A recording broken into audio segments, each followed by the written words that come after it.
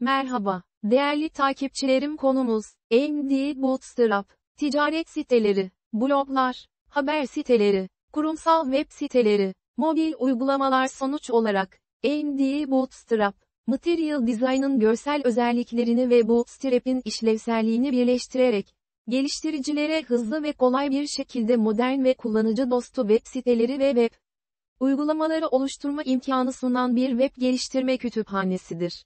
İzlediğiniz için teşekkürler. Bye.